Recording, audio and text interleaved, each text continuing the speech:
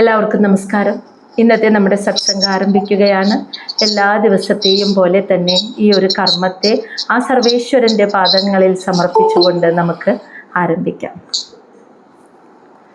ഭാഗവതം പറയാനും കേൾക്കാനുമുള്ള അനുഗ്രഹവും അനുവാദവും നൽകണേ സർവേശ്വര. ഓം നമഃ ശിവായ. ഓം ഗും ഗുരുഭ്യോ നമഃ. ഓം നമോ നാരായണായ.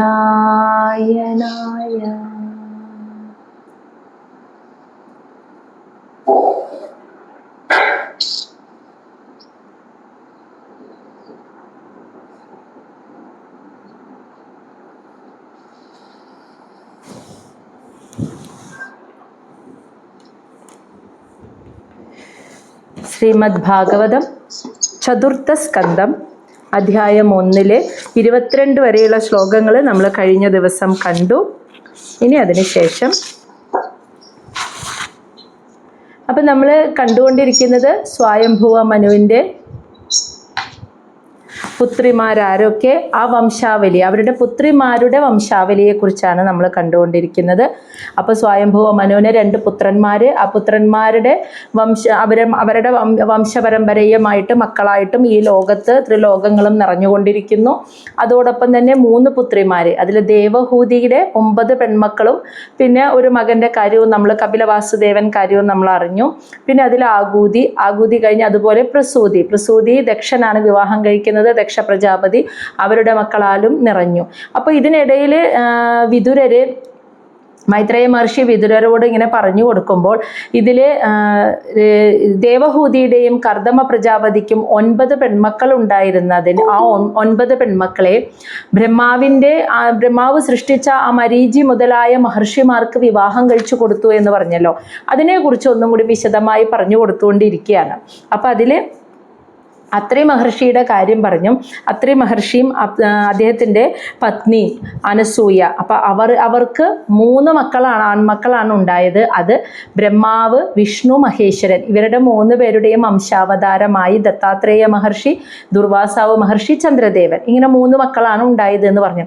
അപ്പോൾ വിതുരർ ചോദിക്കുകയാണ്, അതെന്തുകൊണ്ടാണ് ഈ ത്രിമൂർത്തികൾ തന്നെ ഇവരുടെ മക്കളായിട്ട് വന്ന് ഭവിക്കാനുണ്ടായ കാരണം, അതെന്തുകൊണ്ടാണ് അങ്ങനെ സംഭവിച്ചത് എന്ന് അങ്ങനെ ചോദിച്ചപ്പോൾ, കാരണം 3 പേരും ഒരേ സമയം വരെ ഒന്നുകിൽ മഹാവിഷ്ണു അവതരിക്കുക, മകനായി പിറക്കുക, അല്ലെങ്കിൽ മഹാദേവൻ മകനായി പിറക്കുക. ഇതിപ്പോൾ 3 പേരും ഒരുമിച്ച് മക്കളായി 3 പുത്രന്മാരായി വന്ന് പിറക്കാൻ കാരണം എന്താണെന്ന് ചോദിക്കുകയാണ്. അത് ചോദിച്ചതിൻ്റെ കാരണം, അപ്പോൾ അത് ചോദിച്ചപ്പോൾ അതിന് മൈത്രേയ മഹർഷി വിതുരർക്ക് അതിന് മറുപടി പറയുകയാണ്. അതായത് അതൊരു കഥയായിട്ട് അത്രി മഹർഷി വിവാഹം കഴിച്ചു കർദമ പ്രജാപതിയുടെയും ദേവഹൂതിയുടെയും മകളായിട്ടുള്ള അനസൂയയെ. എന്നിട്ട് ബ്രഹ്മാവ് സൃഷ്ടികർമ്മം നടത്താൻ പറഞ്ഞപ്പോൾ അതിനു മുൻപ് തപസ് ചെയ്യാനായിട്ട് അദ്ദേഹം പർവ്വതത്തിലേക്ക് പോയി പത്നിയോടൊപ്പം. എന്നിട്ട് അവിടെ വായുഭക്ഷണം മാത്രം കഴിച്ച്, അതായത് ദ്വൈതഭാവമില്ലാതെ മനസ്സിനെ നിയന്ത്രിച്ച്, പ്രാണായാമത്തിലൂടെ മനസ്സിനെയൊക്കെ നിയന്ത്രിച്ച് ഒറ്റക്കാലിൽ 100 വർഷം തപസ് ചെയ്തു. ഈ തപസ് ചെയ്തുകൊണ്ടിരിക്കുന്ന സമയത്ത് അദ്ദേഹത്തിൻ്റെ സങ്കല്പം എന്തായിരുന്നു? അതായത് ഈ പ്രപഞ്ചത്തിൻ്റെ നിയന്താവായിട്ടുള്ള ആ സർവേശ്വരൻ എനിക്ക് മകനായി പിറക്കണേ, ഇതായിരുന്നു മനസ്സിലെ സങ്കല്പം. ഈ സങ്കല്പം വെച്ചുകൊണ്ടാണ് തപസ് ചെയ്തത്. അപ്പോൾ ആ തപസ്സിൻ്റെ കാഠിന്യം കൊണ്ട് ആ മൂർധാവിൽ നിന്നും വമിക്കുന്ന ചൂടേറ്റ്, അഗ്നിയുടെ ചൂടേറ്റ് 3 ലോകങ്ങളും തപിക്കാൻ തുടങ്ങിയപ്പോൾ ത്രിമൂർത്തികൾ അത് കണ്ടു. അപ്പോൾ ത്രിമൂർത്തികൾ അത്രി മഹർഷിയുടെ ആശ്രമത്തിലേക്ക് വരികയാണ്. അത് അപ്സരസുകളുടെയും ഗന്ധർവന്മാരുടെയും മഹർഷിമാരുടെയും ഒക്കെ അവരൊക്കെ ഇങ്ങനെ വാഴ്ത്തിക്കൊണ്ട് ഭഗവാനെ ഇങ്ങനെ പ്രകീർത്തിച്ചു കൊണ്ടിരിക്കുമ്പോൾ ആണ് ഈ ത്രിമൂർത്തികൾ അത്രി മഹർഷിയുടെ ആശ്രമത്തിലേക്ക് എത്തുന്നത്. ആ എത്തുന്നത് വരെയുള്ള ഭാഗം നമ്മൾ ഇന്നലെ കണ്ടു. ഇനി 23ാമത്തെ ശ്ലോകമാണ് തുടങ്ങുന്നത് ഇന്ന്. തത് പ്രാദുർഭാവ സംയോഗ വിദ്യോദിത മനാ മുനിഃ ഉത്തിഷ്ഠൻ ഏകപാദേന ദദർശ വിബുധഃ ഋഷഭാൻ. വിബുദർഷഭാൻ എന്നുവെച്ചാൽ വിബുധഃ ഋഷഭാൻ. തത് അവരെ ആ ത്രിമൂർത്തികൾ പ്രാദുർഭാവ പ്രാദുർഭാവ എന്ന് വെച്ചാൽ പ്രത്യക്ഷപ്പെടുന്നു, സംയോഗ എന്ന് വെച്ചാൽ 3 പേരും ഒരുമിച്ച്. അവർ 3 പേരും ഒരുമിച്ച് അത്രി മഹർഷിയുടെ മുന്നിൽ പ്രത്യക്ഷപ്പെട്ടപ്പോൾ മുനിഹി എന്ന് വെച്ചാൽ അത്രി മഹർഷി വിദ്യോതിത മനഃ, അത് പ്രത്യക്ഷപ്പെട്ടു എന്ന് അത്രി മഹർഷി വിദ്യോതിത മനഃ എന്ന് വെച്ചാൽ മനസ്സാൽ അറിഞ്ഞു എന്ന്. അതായത് അദ്ദേഹം കണ്ണടച്ചൊറ്റക്കാലിൽ തപസ് ചെയ്യുക. ആ തപസ്സിൽ സംപ്രീതരായ ത്രിമൂർത്തികൾ 3 പേരും തൻ്റെ മുന്നിൽ പ്രത്യക്ഷപ്പെട്ടു കഴിഞ്ഞു എന്ന് മനസ്സുകൊണ്ട് അദ്ദേഹം അറിഞ്ഞപ്പോൾ ഉത്തിഷ്ഠൻ ഏകപാദേന, ആ ഒറ്റക്കാലിൽ നിന്നുകൊണ്ട് തന്നെ മഹർഷി ദദർശ, അവരെ കണ്ടു എന്ന്. ആരെ? വിഭുദർശവാൻ, ദേവന്മാരിൽ ശ്രേഷ്ഠന്മാരായിട്ടുള്ള ഈ ദേവന്മാരുടെയും ദേവനായിട്ടുള്ള ഈ ത്രിമൂർത്തികൾ 3 പേരെയും ഒറ്റക്കാലിൽ നിന്നുകൊണ്ട് തന്നെ അത്രി മഹർഷി കണ്ടു. അപ്പം മനസ്സുകൊണ്ട് അറിഞ്ഞു അവർ തൻ്റെ മുന്നിൽ പ്രത്യക്ഷപ്പെട്ടു എന്ന് കണ്ടപ്പോൾ അദ്ദേഹം കണ്ണ് തുറന്നു. അങ്ങനെ ഒറ്റക്കാലിൽ നിന്നുകൊണ്ട് തന്നെ അവർക്ക് ആ ത്രിമൂർത്തികളെ ഒരുമിച്ച് കാണാനുള്ള ദർശന പുണ്യം അത്രി മഹർഷിക്ക് കിട്ടി. അതിനുശേഷം ശ്ലോകം 24, പ്രണമ്യ ദണ്ഡവത് ഭൂമൗ ഉപദസ്തേ അർഹണ അഞ്ജലിഹി വൃഷ ഹംസ സുവർണസ്താൻ സ്വൈഹി ചിന്നൈഹി ച ചിന്നിതാൻ എന്ന് വെച്ചാൽ പ്രണമ്യ ദണ്ഡവാദ്, പ്രണമ്യ നമസ്കരിച്ചു, ദണ്ഡവാദ് എന്ന് വെച്ചാൽ ഒരു വടി പോലെ, നീളനെ ഒരു വടി പോലെ അങ്ങ് സ്ട്രെയിറ്റ് ആയിട്ട് കിടന്നിട്ട്, ഭൂമൗ ഭൂമിയിൽ, ഉപദസ്തേ താഴെ വീണ ആ ഭൂമി കണ്ട വഴിക്ക്, കണ്ണ് തുറന്ന് കണ്ട വഴിക്ക് അദ്ദേഹം ആ ഭൂമിയിൽ നിലത്ത് അങ്ങ് വീണിട്ട് നേരെ സ്ട്രെയിറ്റ് ആയിട്ട് കിടന്നിട്ട് ഒരു വടി പോലെ കിടന്ന് അർഹണ അഞ്ജലി 2 കൈകളും കൂപ്പി ആ ത്രിമൂർത്തികളെ ആദ്യം നമസ്കരിച്ചുകൊണ്ട് അവരെ ആരാധിച്ചു. അപ്പോൾ ത്രിമൂർത്തികളെ എങ്ങനെയാണ് വന്നത്?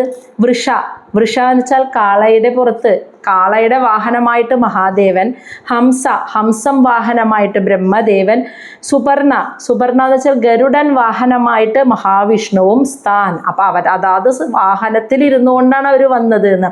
കാളയുടെ പുറത്തേറി മഹാദേവനും, പുറത്തിരുന്നു കൊണ്ട് ബ്രഹ്മദേവനും, ഗരുഡൻ്റെ പുറത്തിരുന്നു കൊണ്ട് മഹാവിഷ്ണുവും. അങ്ങനെ അതാത് വാഹനങ്ങളിൽ ഇരിക്കുന്ന രൂപത്തിൽ. അത് മാത്രമല്ല സ്വൈഹി അവനവൻ്റെ സ്വന്തമായിട്ടുള്ള ചിഹ്നങ്ങൾ, അടയാളങ്ങൾ, ആയുധങ്ങൾ ഇവയാൽ ചിന്നിതാൻ, ഇവയാലൊക്കെ അംഗീകരിക്കപ്പെട്ട രീതിയിൽ അവരവർക്ക് അംഗീകരിക്കപ്പെട്ടിട്ടുള്ള എല്ലാ ആയുധങ്ങളും ചിഹ്നങ്ങളും ഒക്കെ കൈപിടിച്ചുകൊണ്ട് അതാത് വാഹനങ്ങളിൽ ഇരുന്ന് അപൂർണ രൂപത്തിലായിരുന്നു ത്രിമൂർത്തികൾ 3 പേരും പ്രത്യക്ഷപ്പെട്ടത് അത്രി മഹർഷിയുടെ മുന്നിൽ നിന്ന്. അപ്പം അദ്ദേഹം ആദ്യം തന്നെ ദണ്ഡ നമസ്കാരം അങ്ങോട്ട് ചെയ്തു, നീണ്ടു നിവർന്നങ്ങോട്ട് വീണിട്ട്. എന്നിട്ട് അവരെ തൊഴുത് 2 കൈകളും കൂപ്പി ത്രിമൂർത്തികളെ നമസ്കരിച്ചുകൊണ്ട് ആരാധിച്ചു.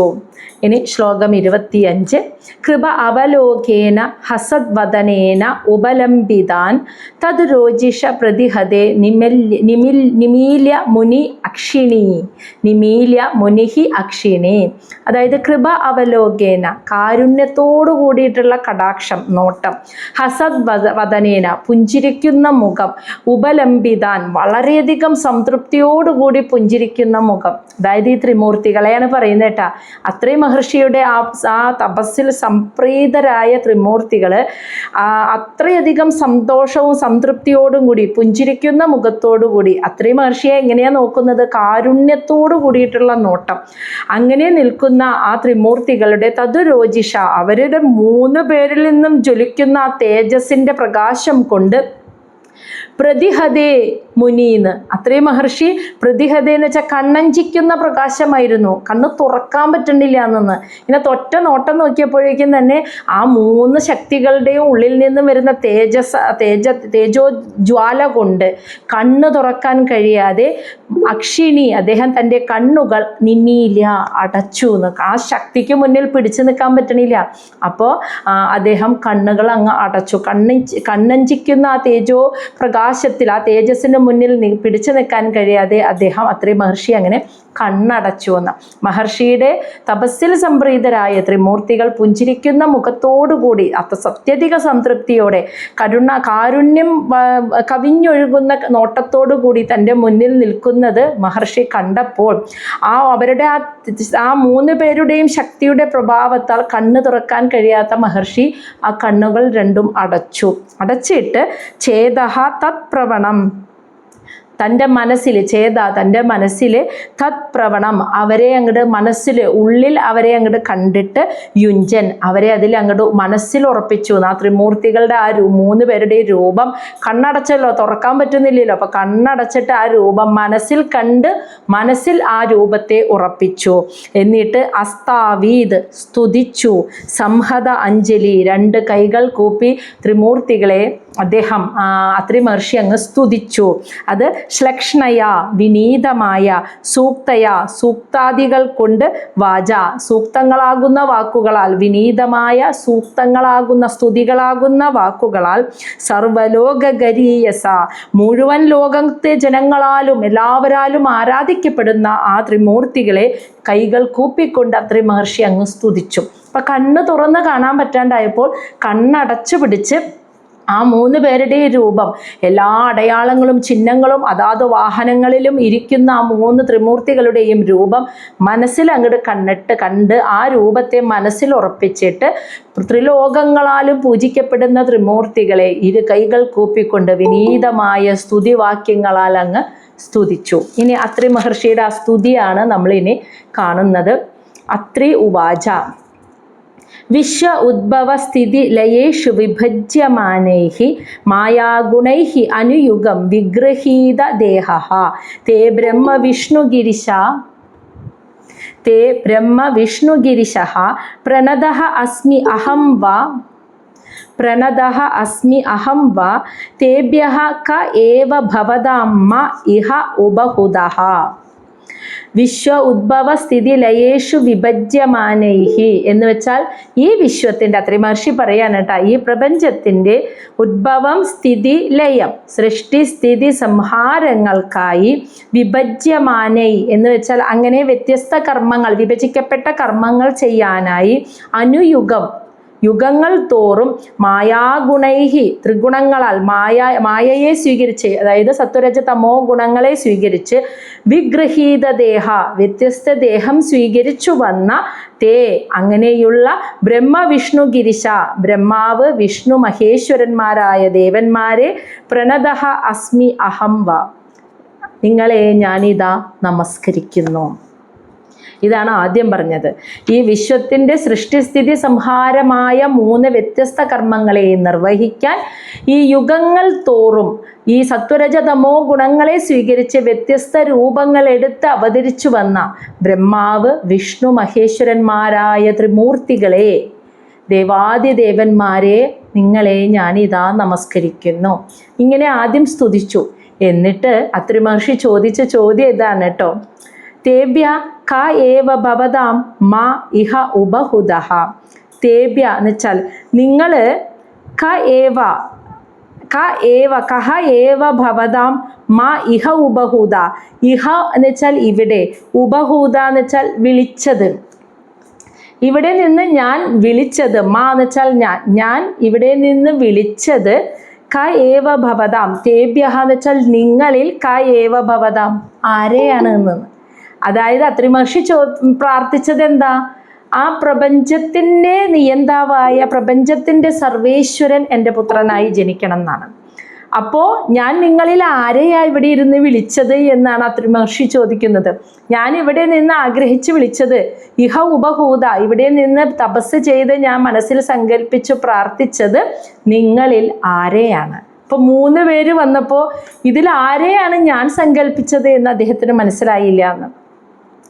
അങ്ങനെ നമ്മൾ വിചാരിക്കരുത്. കാരണം അത്രി മഹർഷിയുടെ മുന്നിൽ ത്രിമൂർത്തികൾ 3 പേരും സ്വരൂപത്തിൽ പ്രത്യക്ഷപ്പെടണമെങ്കിൽ അദ്ദേഹം ജ്ഞാനത്തിൻ്റെ ഏറ്റവും വലിയ അവസ്ഥയിലെത്തിയ ആളാണ്. അതുകൊണ്ട് അദ്ദേഹത്തിന് അറിയാഞ്ഞിട്ടല്ല, എന്നാലും ഭാഗവതം ലോകർക്ക് അറിയാൻ വേണ്ടി പറഞ്ഞു കൊടുക്കുകയാണ് ഈ ലോകത്തിന്. അതുകൊണ്ട് അത്രി മഹർഷി അങ്ങനെ ചോദിച്ചതായി പറയുന്നതാണ്. അദ്ദേഹത്തിന് അറിയാം സത്വരജ തമോ ഗുണങ്ങളെ സ്വീകരിച്ച് ബ്രഹ്മാവ് വിഷ്ണു മഹേശ്വരന്മാരായി വന്നിരിക്കുന്ന അതാ സാക്ഷാൽ പ്രകൃതി എന്ന ശക്തിയാണ്.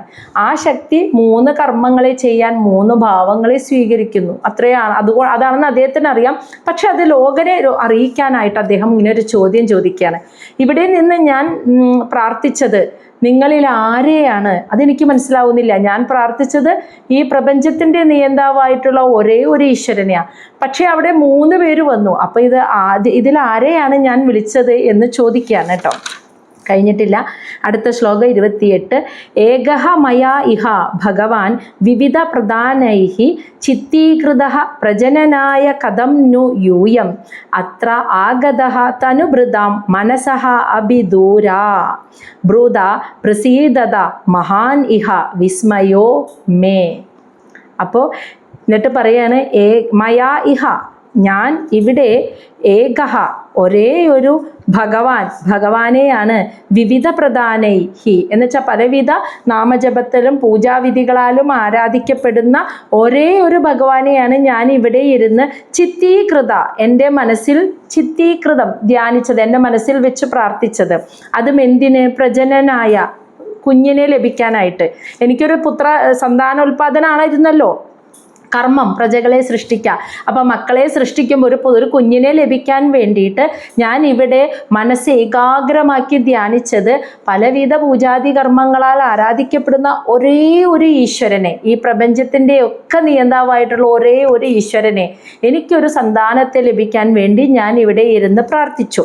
എന്നിട്ട് പറയാണ്, എന്നാൽ യൂയം നിങ്ങൾ 3 പേരും അത്ര ഇവിടെ ആഗതഃ വന്നെത്തിയിരിക്കുന്നു. അപ്പം എന്നാൽ നിങ്ങൾ അങ്ങനെ ഞാൻ പ്രാർത്ഥിച്ചപ്പോൾ ത്രിമൂർത്തികൾ 3 പേരും ഇവിടെ എത്തിയിരിക്കുന്നു. എന്നിട്ട് പറയാണ്, ഈ 3 പേരുടെ പ്രത്യേകത തനുഭൃതാം, ശരീരത്തിൽ ഇരിക്കുന്നവർക്ക് എന്ന് വെച്ചാൽ ശരീരസ്ഥരായിരിക്കുന്ന എല്ലാ മനുഷ്യർക്കും, മനസ്സഹ അഭിദൂരം, മനസ്സുകൊണ്ട് സങ്കല്പിക്കാൻ കഴിയാത്ത അത്രയ്ക്ക് ദൂരെ നിൽക്കുന്നവരാണെന്ന് ത്രിമൂർത്തികൾ. അങ്ങനെയുള്ള ത്രിമൂർത്തികളാണ് ഇപ്പം എൻ്റെ മുന്നിൽ വന്ന് നിൽക്കുന്നത് 3 പേരും.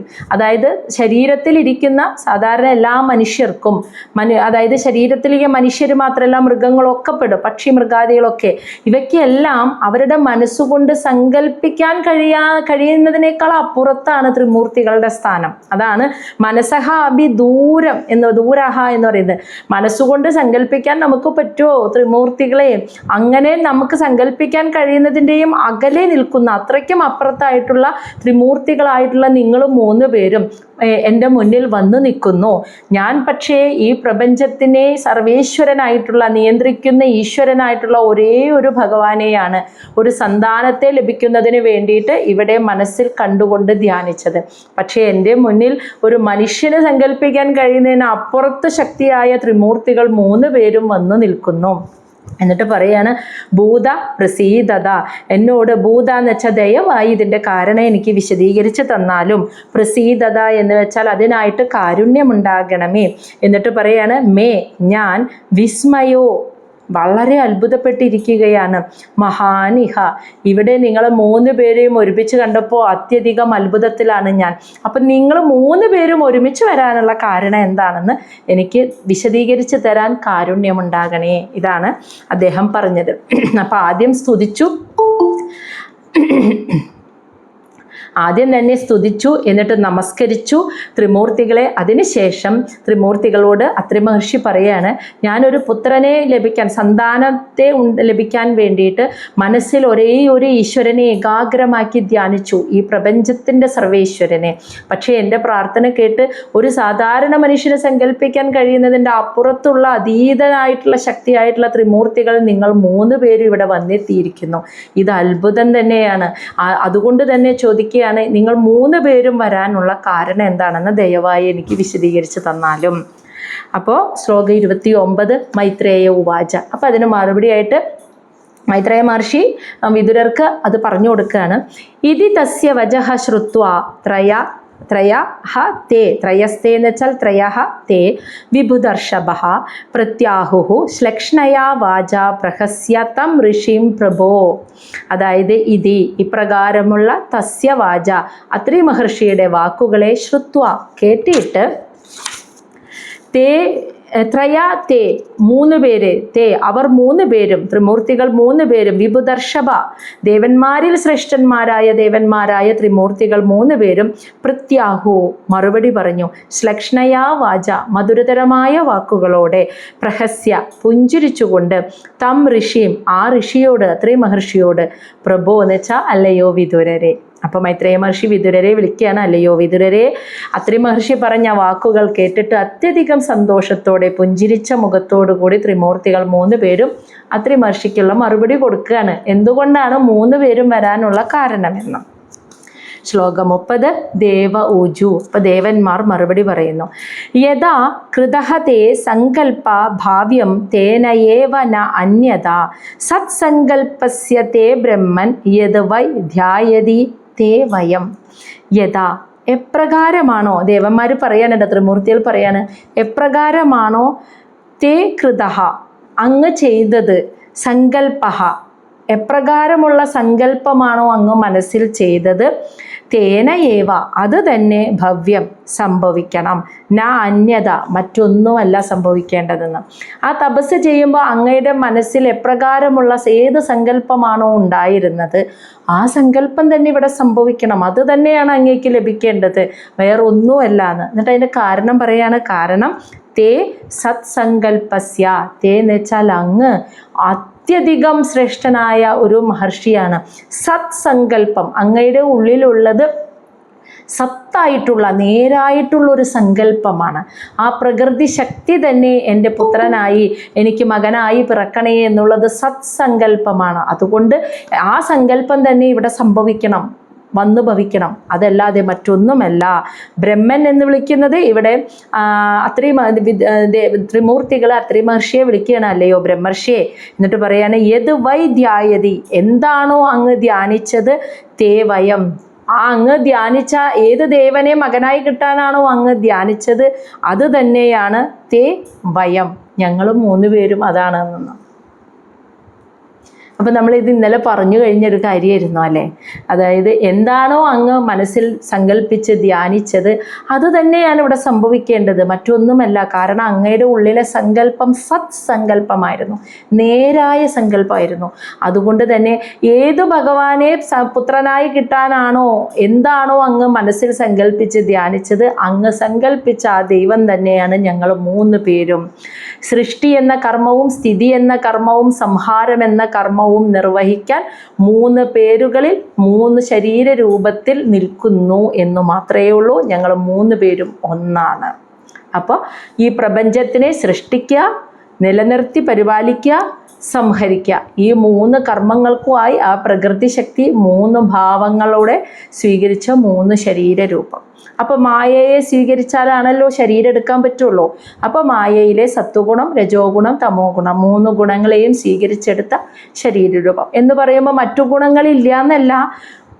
സത്വഗുണം കൂടി നിൽക്കുന്നത് ആരിലാണോ ആ ആൾ, അതായത് മഹാവിഷ്ണുവാണ് സത്വഗുണം കൂടി നിൽക്കുന്നത്. രജോ ഗുണം കൂടി നിൽക്കുന്നത് ബ്രഹ്മാവിനെ, തമോ ഗുണം കൂടി നിൽക്കുന്നത് മഹാദേവനെ. അങ്ങനെ മായയെ സ്വീകരിച്ചു, 3 ശരീര രൂപങ്ങളെ സ്വീകരിച്ചു, 3 കർമ്മങ്ങൾ ചെയ്യാനായി. എന്നാൽ ഇത് 3ഉം ഒരേ ആളെ തന്നെ. ഇപ്പോൾ ഒരു സ്ത്രീയെ സംബന്ധിച്ചിടത്തോളം അല്ലെങ്കിൽ ഒരു പുരുഷനെ സംബന്ധിച്ചിടത്തോളം നമ്മൾ ജനിക്കുമ്പോൾ ഒരു മകനോ മകളോ ആയിട്ട് ജനിക്കുന്നു. എന്നാൽ നമ്മൾ മരിക്കുന്നത് വരെ അത് മാത്രമാണോ?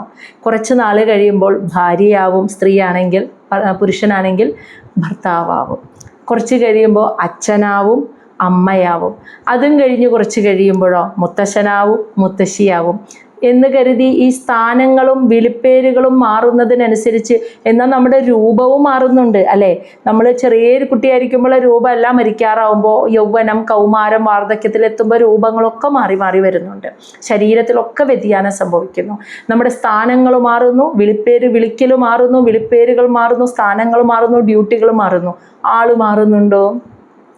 ഞാൻ തന്നെയാണ് മകളായിരുന്നതും സഹോദരിയായിരുന്നതും ഭാര്യയായിരുന്നതും അമ്മയായിരുന്നതും മുത്തശ്ശിയായിരുന്നതും എല്ലാം ഞാൻ തന്നെ, അമ്മായിയായിരുന്നതും എല്ലാം ഞാൻ തന്നെയാണ് അല്ലേ. ഒരേ ആൾ തന്നെ ഓരോ വ്യത്യസ്ത നാമങ്ങളിൽ വ്യത്യസ്ത കർമ്മങ്ങൾ ചെയ്യുന്നു, അത്രയേ ഉള്ളൂ. എന്ന് പറഞ്ഞതുപോലെ ഒരേ പ്രകൃതി ശക്തി സൃഷ്ടിസ്ഥിതി സംഹാര കർമ്മങ്ങൾക്കായി വ്യത്യസ്ത ശരീരങ്ങളെ സ്വീകരിച്ചു. അങ്ങ് പ്രാർത്ഥിച്ചത് ഈ പ്രപഞ്ചത്തിൻ്റെ ഈശ്വരൻ, ഈ പ്രപഞ്ചത്തിൻ്റെ നിയന്താവായിട്ടുള്ള ആ സർവേശ്വരൻ എൻ്റെ പുത്രനായി ജനിക്കണമെന്നാ. ആ സർവേശ്വരനാൻ തന്നെയാണ് ബ്രഹ്മാവും വിഷ്ണുവും മഹേശ്വരനുമായിരിക്കുന്ന ത്രിമൂർത്തികൾ. 3 കർമ്മങ്ങളായതുകൊണ്ട് 3 പേരുണ്ടെന്നേ ഉള്ളൂ. ആ വ്യത്യാസം നോക്കണ്ട, ഈ 3ഉം ഒരേ ശക്തിയാണ്. അപ്പോൾ അത് അതുപോലെ തന്നെ സംഭവിക്കണമല്ലോ. കാരണം അത്രയും സത്സങ്കല്പമാണ് അങ്ങ് വെച്ചത്. അതുകൊണ്ട് അതങ്ങനെ തന്നെ സങ്കല്പിക്കണം, നടക്കണം. അതുകൊണ്ട് അങ്ങ് ധ്യാനിച്ച ആ ഈശ്വരൻ ഞങ്ങൾ 3 പേരും തന്നെയാണ് എന്ന് പറഞ്ഞു. ശ്ലോകം 31. അത അസ്മത് അംശ അഭൂത് തേ ആത്മജാ ലോകവിശ്രുതഃ ഭവിതാര അംഗ ഭദ്രം തേ വിസ്രപ്സ്യന്തി ച തേ യശഃ. അതാ ആയതിനാൽ, അപ്പൊ ദേവന്മാർ തന്നെ പറയാണ്, ആയതിനാൽ അസ്മാത് അംശഭൂത്, ഞങ്ങളുടെ അംശങ്ങളായി തന്നെ ഭൂത്ത് വന്നിരിക്കുന്നു, തേ അങ്ങേക്ക് ആത്മജ 3 പുത്രന്മാരായി, ലോകവിശ്രുത ഈ ലോകത്തിൽ പ്രശസ്തരായിട്ടുള്ള പേരുകേട്ടവരായിട്ടുള്ള 3 പുത്രന്മാരായി ഞങ്ങളുടെ അംശാവതാരം തന്നെയാണ് സംഭവിച്ചിരിക്കുന്നത്. ഭവിതാരഹ ജനിക്കും എന്നുവെച്ചാൽ ഉണ്ടാവും, അങ്ങേക്ക് ഉണ്ടാവും. അങ്ക അല്ലയോ മുനെ, അത്രി മഹർഷിയെ വിളിക്കുകയാണ്. ഭദ്രം തേ അങ്ങേക്ക് മംഗളം സംഭവിക്കട്ടെ. വിസ്രപ്സ്യന്തി ച തേ യശഃ, തേ ആ 3 മക്കളാൽ, വിസ്രപ്സന്തി എന്ന് വെച്ചാൽ വളർന്നു വരുന്ന, യശസ് അങ്ങയുടെ യശസ് ഈ ലോകത്ത് വ്യാപിക്കുന്നു. മക്കളുടെ കർമ്മങ്ങളിലൂടെ അച്ഛനമ്മമാരുടെ പേര് യശസ് കീർത്തി വർദ്ധിക്കുന്നത് കേട്ടിട്ടില്ലേ? അവര് ആ അച്ഛൻ്റെ അമ്മയുടെയും മകളാ എന്ന് പറയുമ്പോൾ അച്ഛൻ്റെയും അമ്മയുടെയും യശസ് വർദ്ധിക്കും. അത്രയും ലോക പ്രശസ്തരായ 3 പുത്രന്മാരാ, അവരിലൂടെ അങ്ങയുടെ പ്രശസ്തി ഈ ലോകത്ത് വളർന്നു വരും. അതാണ് പറഞ്ഞത്. അപ്പം ഞങ്ങൾ 3 പേരും തന്നെ 3 അംശാവതാരങ്ങളായിട്ട് അങ്ങയുടെ പുത്രന്മാരായി ജനിക്കും. അങ്ങേക്ക് മംഗളം സംഭവിക്കട്ടെ. ആ പുത്രന്മാരിലൂടെ അങ്ങയുടെ കീർത്തി വർദ്ധിക്കുമെന്നും അനുഗ്രഹിച്ചു. ശ്ലോകം 32. ഏവം കാമവരം ദത്വാ പ്രതിജഗ്മു സുരേശ്വരഃ സഭാജിതഃ തയോഃ സമ്യക് ദമ്പത്യോ മിഷതഃ തതഃ. ഏവം ഇപ്രകാരം കാമവരം ദത്വ, അത്രി മഹർഷി ആഗ്രഹിച്ച വരത്തെ ദത്വ നൽകിയിട്ട്, സുരേശ്വര ദേവന്മാരുടെ ഈശ്വരനായ ത്രിമൂർത്തികൾ, സഭാജിത ദമ്പത്യോ എന്ന് വെച്ചാൽ ദമ്പതികളായിട്ടുള്ള അത്രി മഹർഷിയും അനസൂയയും, തഥാ അവിടെ ആ ആശ്രമമുറ്റത്ത് സഭാജിത സമ്യക് എന്ന് വെച്ചാൽ പരിപൂർണമായിട്ട്, സഭാജിത എന്ന് വെച്ചാൽ ആരാധിച്ചു എന്ന്. തയോഹോ അവരെ, ആ ത്രിമൂർത്തികളെ, അത്രി മഹർഷിയും അനസൂയയും ദമ്പതിമാർ ആ ആശ്രമമുറ്റത്ത് വെച്ച് പൂർണ്ണമായ രീതിയിൽ ത്രിമൂർത്തികളെ സ്തുതിച്ച് അവരെ പൂജിച്ച് ആരാധിച്ചു.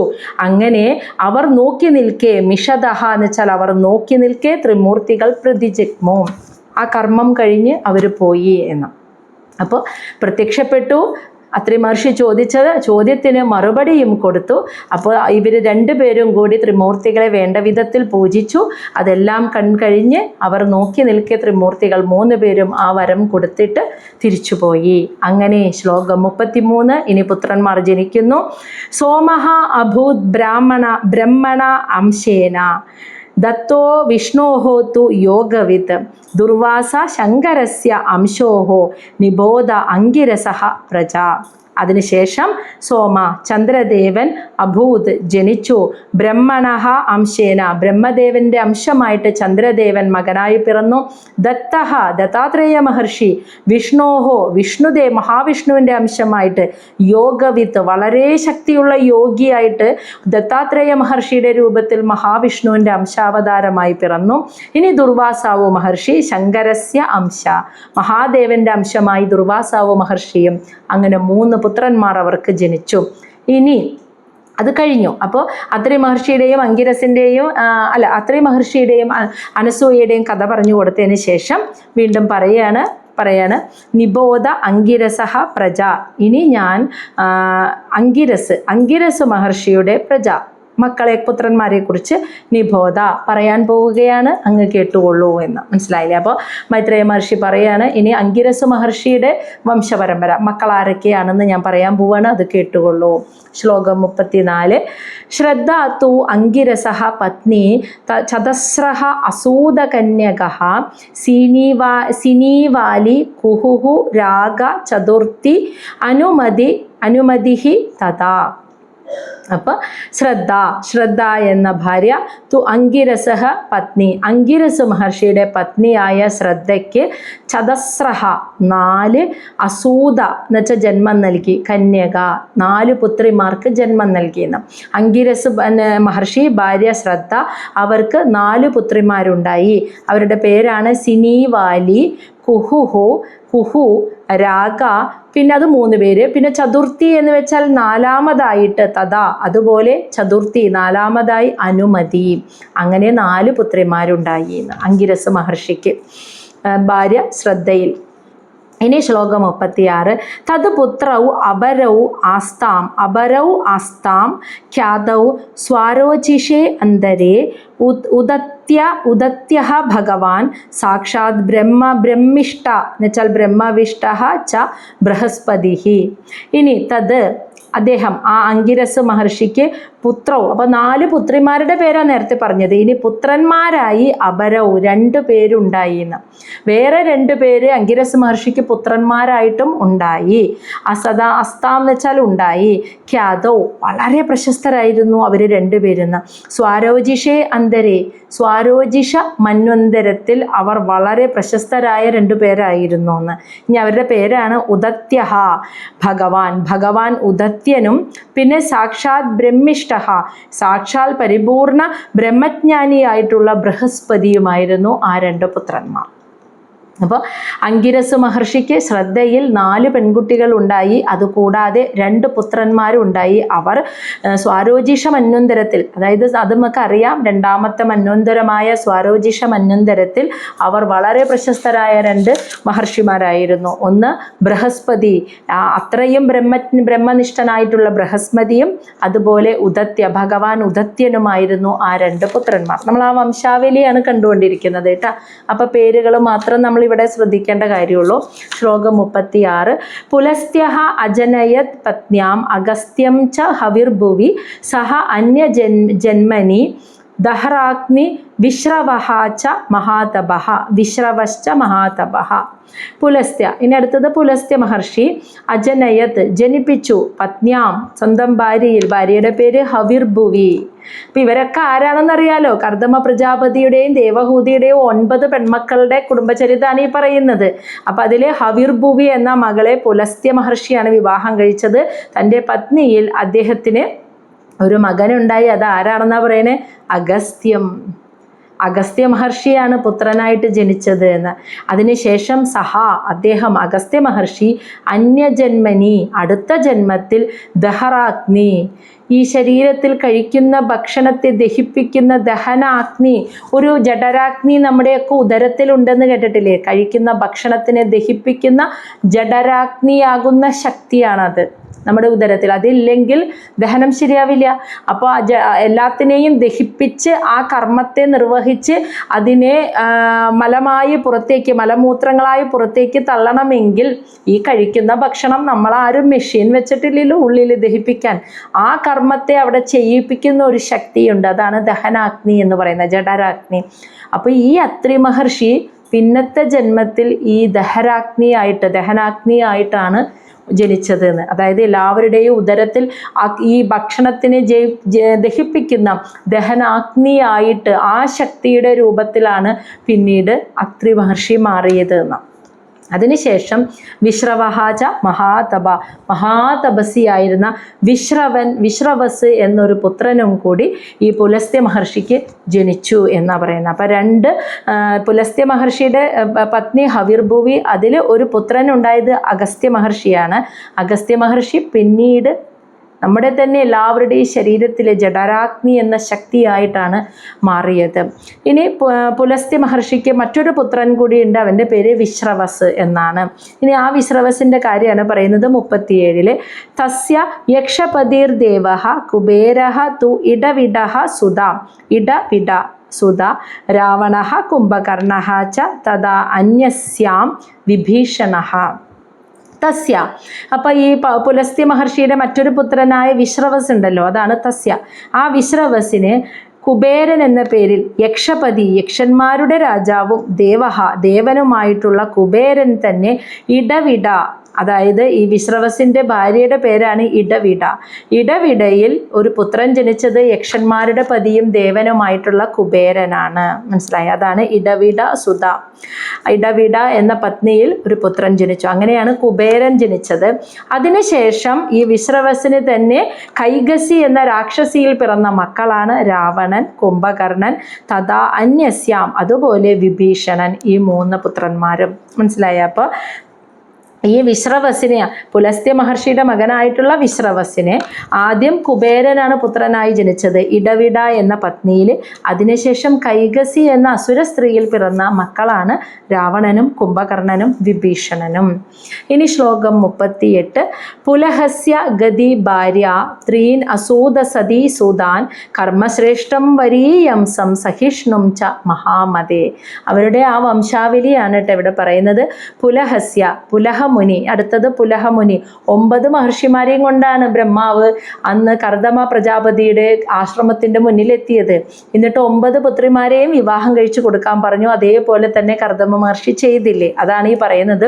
പുലഹസ്യ, പുലഹ എന്ന മഹർഷി ഗതി ഭാര്യ, തൻ്റെ ഭാര്യയായ ഗതിയിൽ ത്രീൻ അസൂത, 3 സുതാൻ പുത്രന്മാരെ, സതി എന്ന് വെച്ചാൽ പതിവ്രതയായ തൻ്റെ ഭാര്യയായ ഗതിയിൽ 3 സുതാൻ എന്ന് വെച്ചാൽ പുത്രന്മാരെ അസൂതഹ ജനിപ്പിച്ചു. ഇനി അവരുടെ പേര് കർമ്മശ്രേഷ്ഠം ഒരാള്, വരീയാംസം രണ്ടാമത്തെ ആള്, സഹിഷ്ണു മൂന്നാമത്തെ ആള്, ച മഹാമതേ.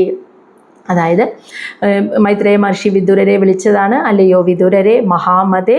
പുലഹസ്യൻ എന്ന മഹർഷി, പുലഹ മഹർഷി കർദമ പ്രജാപതിയുടെ മകളായിട്ടുള്ള ഗതിയെ വിവാഹം കഴിച്ചു. അവർക്ക് 3 പുത്രന്മാർ ജനിച്ചു. കർമ്മശ്രേഷ്ഠം, വരീയാംസം, സഹിഷ്ണും. അങ്ങനെ 3 പുത്രന്മാരാണ് ഉണ്ടായത്. ഇനി അടുത്ത മഹർഷി ക്രതു മഹർഷി. ശ്ലോകം 39. ക്രതോഹോ അഭി ക്രിയാ ഭാര്യ ബാലഖില്യാൻ അസൂയതഃ ഋഷീൻ 60 സഹസ്രാണി ജ്വലതഃ ബ്രഹ്മതേജസ. ക്രതോഹോ അഭി, ക്രതു മഹർഷിയാകട്ടെ, ക്രിയ ഭാര്യ, തൻ്റെ ഭാര്യയായ ക്രിയയിൽ, ബാലക്കില്യാൻ അസൂയതഃ, അസൂയത എന്ന് വെച്ചാൽ പ്രസവിച്ചു, ബാലക്കില്യാൻ എന്ന പേരിൽ ഋഷീൻ മഹർഷിമാരെ, 60 എന്ന് വെച്ചാൽ 60, സഹസ്രാണി എന്ന് വെച്ചാൽ 1000. അപ്പോൾ മൾട്ടിപ്പിൾ ചെയ്യുമ്പോൾ 60,000 മഹർഷിമാരാണ് അവരെന്ന്. 60,000 മഹർഷിമാരുടെ ഓരോരോ പേരുകളും പറയുന്നില്ല. അവരെ ഒരുമിച്ച് ഒരു പേരിൽ അറിയപ്പെടുന്നത് ബാലക്കില്യാന്മാർ എന്നാണ്. ബാലക്കില്യാന്മാർ എന്നാണ് ഈ 60,000 മഹർഷിമാരെ അറിയപ്പെടുന്നത്. അവർ 60,000 പേരും ക്രതു മഹർഷിക്ക് തൻ്റെ ഭാര്യയായ ക്രിയയിൽ ജനിച്ച പുത്രന്മാരായിരുന്നു. ജ്വലതഃ ബ്രഹ്മതേജസ, പ്രത്യേകത എന്താ? ബ്രഹ്മതേജസ്സിനാൽ ജ്വലിക്കുന്നവരായിരുന്നു അവർ 60,000 മഹർഷിമാരും. അവരെ ബാലക്കില്യാന്മാർ എന്നാണ് വിളിച്ചിരുന്നത്. ശ്ലോകം 40. അടുത്തത് വസിഷ്ഠ മഹർഷി. ഊർജായാം ജജ്ഞിരേ പുത്ര വസിഷ്ഠസ്യ പരം തപഃ ചിത്രകേതു പ്രധാനഃ തേ സപ്ത ബ്രഹ്മർഷയഃ അമലഃ. ഇവിടെ ഊർജായാം, ഊർജ എന്നാൽ പറഞ്ഞാൽ യഥാർത്ഥത്തിൽ പേര് അരുന്ധതി. ജജ്ഞിരെ ജനിച്ചു, പുത്ര പുത്രന്മാരെ, വസിഷ്ഠസ്യ പരം തപ എന്ന് വിളിച്ചാൽ മൈത്രേയ മഹർഷി വിദുരരെ വിളിക്കുന്നു. അല്ലയോ വിദുരരെ, വസിഷ്ഠ മഹർഷി സ്വന്തം ഭാര്യയായിട്ടുള്ള ഊർജയിൽ, അല്ലെങ്കിൽ മറ്റൊരു പേര് അരുന്ധതിയിൽ പുത്രന്മാരെ ജനിപ്പിച്ചു. അത് ആരൊക്കെയാണ്? ചിത്രകേതു പ്രധാനഃ, ചിത്രകേതുവിൻ്റെ നേതൃത്വത്തിലുള്ള പുത്രന്മാരാണ് അവര്. തേ സപ്ത ബ്രഹ്മർഷയ, അവർ 7 ബ്രഹ്മർഷിമാരാണ്. അമലഹ, അതായത് നിർമ്മലരായിട്ടുള്ള പൂർണ്ണ പരിശുദ്ധരായ 7 ബ്രഹ്മർഷിമാര് ചിത്രകേതുവിൻ്റെ നേതൃത്വത്തിലുള്ള, അതായത് മൂത്ത ആള് ചിത്രകേതുവിൻ്റെ നേതൃത്വത്തിലുള്ള 7 ബ്രഹ്മർഷിമാർക്കാണ് ജന്മം നൽകിയത്. വസിഷ്ഠ മഹർഷിയും ഭാര്യ അരുന്ധതിയും. മറ്റൊരു പേരാണ് ഊർജ എന്ന്. അവർക്ക് 7 ബ്രഹ്മർഷിമാരുണ്ടായി. 41ാമത്തെ ശ്ലോകത്തിൽ അവരുടെ പേരുകളാണ് പറയുന്നത്. ചിത്രകേതുഹു സുരോജിഹി ച വിരജ മിത്ര ഏവച ഉദ്ബണഃ വസുഭൃദ്യാനഃ ദ്യുമാൻ ശക്തി ആദയഃ അപരേ.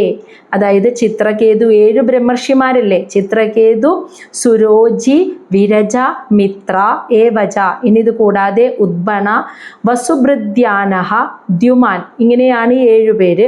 ഇനി അപരേ, മറ്റൊരു സ്ത്രീയിൽ, ഈ അരുന്ധതി അല്ലാതെ മറ്റൊരു പത്നിയിൽ, ശക്തി ആദയഃ, ശക്തി മുതലായ മക്കളെയും ജനിപ്പിച്ചു എന്ന്. അപ്പോൾ വസിഷ്ഠ മഹർഷിക്ക് അരുന്ധതിയിൽ പിറന്നതാണ് 7 ബ്രഹ്മർഷിമാര്. അതുകൂടാതെ മറ്റൊരു പത്നിയിൽ ശക്തി മുതലായ മക്കളെയും ജനിപ്പിച്ചു എന്നാണ് പറയുന്നത്. ഇനി ശ്ലോകം 42. അടുത്തത് അഥർവണഃ. ചിത്തിസ്ത്വ അദർവണഃ പത്നി ലേബേ പുത്രം ദൃഢവ്രതം ദദ്യഞ്ചം അശ്വശിരസം ഭൃഗോഹോ വംശം നിബോധമേ. അതായത് അദർവൻ എന്ന മഹർഷിക്ക് പത്നി, തൻ്റെ പത്നിയായിട്ടുള്ള ചിത്തിയിൽ, അദ്ദേഹത്തിൻ്റെ പത്നിയുടെ പേരാണ് ചിത്തി. ആ ചിത്തിയിൽ ദൃഢവ്രതം, വ്രതനിഷ്ഠയുള്ള പുത്രനെ ലഭിച്ചു എന്ന്. അപ്പം അദർവൻ എന്ന മഹർഷിക്ക് തൻ്റെ പത്നിയായ ചിത്തിയിൽ വളരെ വ്രതനിഷ്ഠയുള്ള ഒരു പുത്രനെ ലഭിച്ചു. അവൻ്റെ പേരാണ് ദദ്യഞ്ചൻ എന്ന പേരിലുള്ള പുത്രൻ. അവൻ്റെ പ്രത്യേകത അശ്വശിരസം, കുതിരയുടെ ശിരസോടു കൂടിയതായിരുന്നു അവൻ്റെ രൂപം. ഒപ്പം വ്രതനിഷ്ഠയും, ദൃഢവ്രതം, കഠിനമായ വ്രതനിഷ്ഠയും കുതിരയുടെ ശിരസുമുള്ള ദദ്യഞ്ചൻ എന്ന പുത്രനെയാണ് അദർവണനും ചിത്തിക്കും പുത്രനായി ലഭിച്ചത്. ഇനി അതവിടെ നിർത്തിയിട്ട് പറയുകയാണ് മൈത്രേയ മഹർഷി പറയാണ് ഭൃഗോഹോ വംശം. ഇനി ഭൃഗു മഹർഷിയുടെ വംശത്തെക്കുറിച്ച് മേ നിബോധ, ഞാൻ പറഞ്ഞു തരാം, അങ്ങ് കേട്ടുകൊള്ളൂ, വിതുരരോട് പറയാണ് കേട്ടോ. അപ്പോൾ ഇനി ഭൃഗു മഹർഷിയുടെ വംശത്തെക്കുറിച്ച് ഞാൻ പറയാം, അത് കേട്ടുകൊള്ളൂ എന്ന്. 43-ാമത്തെ ശ്ലോകം. ഭൃഗുഹു ഖ്യാത്യാം മഹാഭാഗഃ പത്ന്യാം പുത്രൻ അജീജനത് ദാതാരം ച വിധാതാരം ശ്രിയം ച ഭഗവത് പരം. ഭൃഗു മഹർഷിക്ക് ഖ്യാത്യാം, അദ്ദേഹത്തിൻ്റെ ഭാര്യയുടെ പേരാണ് ഖ്യാത്യാം, മഹാഭാഗവതനായിട്ടുള്ള ഭൃഗു മഹർഷിക്ക് തൻ്റെ പത്നിയായ ഖ്യാത്യയിൽ പുത്രാൻ അജീജനത്, പുത്രന്മാർക്ക് ജന്മം നൽകിയെന്ന്. അവരുടെ പേരാണ് ധാതാവ്, വിധാതാവ്, അങ്ങനെ 2 പുത്രന്മാരും. ശ്രിയം ച ഭഗവത് പരാം, ഭഗവാന്റെ ശ്രേഷ്ഠയായ ഭക്തയായിട്ടുള്ള ശ്രീ എന്ന പുത്രിയെയും അവർക്ക് കിട്ടിയെന്ന്. അപ്പോൾ ഭൃഗു മഹർഷിക്ക് സ്വന്തം പത്നിയായ ഖ്യാതിയിൽ 3 മക്കളാണ് ഉണ്ടായത്. ദാതാവ്, വിധാതാവ് എന്നീ 2 പുത്രന്മാരും ശ്രീ എന്നു പേരുള്ള ഒരു പുത്രിയെയും കിട്ടി. ഇനി ഇന്നത്തെ അവസാനത്തെ ശ്ലോകം 44-ാമത്തെ ശ്ലോകം. ഇനി ഇതിലെ ഭൃഗു മഹർഷിയുടെ പുത്രന്മാരായ ധാതാവും വിധാതാവും ആരെയാണ് വിവാഹം കഴിച്ചതെന്നാണ് പറയുന്നത്. ആയതീം നിയതീം ച ഏവ സുതേ മേരു തയോ അദാത് താഭ്യാം തയോ അഭവതാം മൃഗണ്ഡഃ പ്രാണ ഏവ ച. അതായത് സുമേരു പർവ്വതം എന്ന് നമ്മൾ കേട്ടിട്ടില്ലേ? ആ പർവ്വതം തന്നെ ഒരു പുത്രനാണ്, ഒരു മഹാമുനിയാണ്. ആ പർവ്വതത്തിൻ്റെ നിയന്താവായിട്ടുള്ള മുനി, മഹാമേരു മുനി. ആ മുനി സുതേ, അദ്ദേഹത്തിൻ്റെ പുത്രിമാരായിട്ടുള്ള ആയതി നിയതി എന്ന അദ്ദേഹത്തിൻ്റെ പുത്രിമാരെ തയോഹോ, നേരത്തെ പറഞ്ഞ ഭൃഗു മഹർഷിയുടെ 2 പുത്രന്മാരില്ലേ, അവർക്ക് അദാത്, വിവാഹം ചെയ്തു കൊടുത്തു. അതായത് ദാതാവ്, വിധാതാവ് എന്ന ഭൃഗു മഹർഷിയുടെ പുത്രന്മാർക്ക് മേരുമുനി തൻ്റെ പുത്രിമാരായ ആയതിയെയും നിയതിയെയും വിവാഹം ചെയ്തു കൊടുത്തു. താഭ്യാം, അവരിൽ നിന്ന്, ആ ദാതാവ് വിധാതാവ് എന്ന മഹർഷിമാരിൽ നിന്ന് തയോ, ഈ 2 പെൺമക്കൾക്കും അഭവതാം, പുത്രന്മാരുണ്ടായി. അവരാണ് മൃഗണ്ഡഃ പ്രാണ ഏവച, മൃഗണ്ഡൻ എന്നും പ്രാണൻ എന്നും പേരുള്ള 2 പുത്രന്മാരാണ് ആയതിക്കും നിയതിക്കും ജനിച്ചത് എന്ന്. അപ്പോൾ മനസ്സിലായി. അപ്പം നമ്മൾ ആ ദേവഹൂതിയുടെയും കർദമ പ്രജാപതിയുടെയും 9 പെൺമക്കൾ, അവരെ വിവാഹം കഴിച്ച മഹർഷിമാർ, അവർക്കുണ്ടായ മക്കൾ, ഈ ഒരു വംശാവലി പട്ടികയാണ് ഇപ്പോൾ കേട്ടുകൊണ്ടിരിക്കുന്നത്. ഇനി നമുക്ക് നാളെയും കൂടി ഉണ്ടാവും, അതിൽ നമ്മുടെ ഈ ഒരു അധ്യായം കഴിയും. ഈ വംശാവലി പട്ടികയിലുള്ള ഈ ഒരു അധ്യായം നാളത്തോടു കൂടി അവസാനിക്കും. മനസ്സിലായി?